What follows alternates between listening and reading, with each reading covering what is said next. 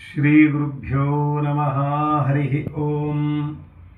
अभ्रमं भङ्गरहितम् अजडं विमलं सदा आनन्दतीर्थमतुलं भजे तापत्रयापहम्। श्रीसत्यसन्धसिन्धूतः श्रीसत्यवरचन्द्रमाः प्रार्थिता शेषप्रदो नित्यं भूयस्यादिष्टसिद्धये।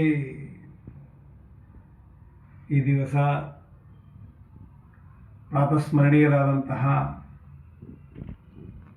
ಸತ್ಯವರತೀರ್ಥ ಶ್ರೀಪಾದಂಗಳವರ ಆರಾಧನಾ ಮಹೋತ್ಸವ. ಪೂರ್ವಾಶ್ರಮದಲ್ಲಿ ಹಾವೇರಿ ಕೃಷ್ಣಾಚಾರ್ಯರು ಎಂಬುವಂತಹ ಇವರ ನಾಮಧೇಯ. ಹಾವೇರಿ ಮನತನ ಪ್ರಸಿದ್ಧವಾದಂತಹ ಮನತನ. ಅವರ ತಂದೆ, ಅವರ ಪೂರ್ವಿಕರೆಲ್ಲರೂ ಕೂಡ ಮಹಾ ದ್ವೈತಶಾಸ್ತ್ರದ ನಿಪುಣರಾಗಿದ್ದರು ಅಂತ ಅವರ ಚರಿತ್ರೆಯಲ್ಲಿ ಕೇಳಿದ್ದೇವೆ.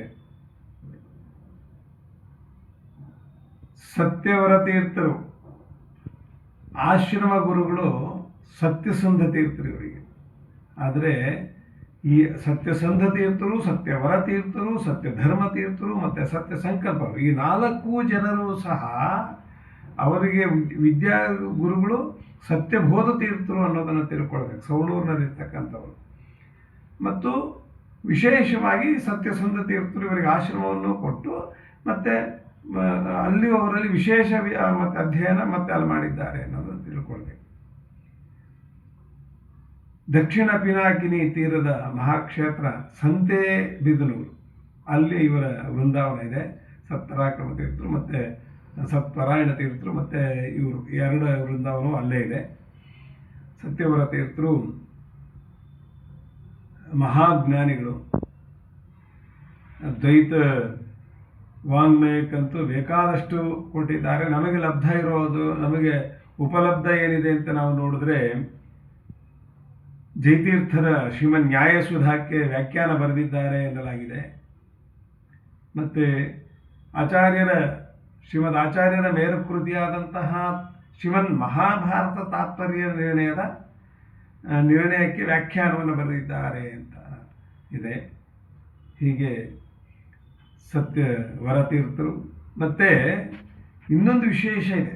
ಸತ್ಯವರತೀರ್ಥರು ಇಬ್ಬರು ಮಹಾಜ್ಞಾನಿಗಳನ್ನು ನಮಗೆ ಲೋಕಾರ್ಪಣೆ ಮಾಡಿದ್ದಾರೆ. ಈ ಲೋಕ ನಮಗೋಸ್ಕರ ಕೊಟ್ಟಿದ್ದಾರೆ. ಒಬ್ಬರಂತೂ ಸತ್ಯಧರ್ಮತೀರ್ಥರು. ಸತ್ಯಧರ್ಮತೀರ್ಥರ ತಪೋನಿಷ್ಠೆ, ಅವರ ಜ್ಞಾನ, ಅವರ ಗ್ರಂಥ ಕೌಶಲ್ಯ ಇವೆಲ್ಲ ನಮ್ಗೆ ಗೊತ್ತೇ ಇದೆ.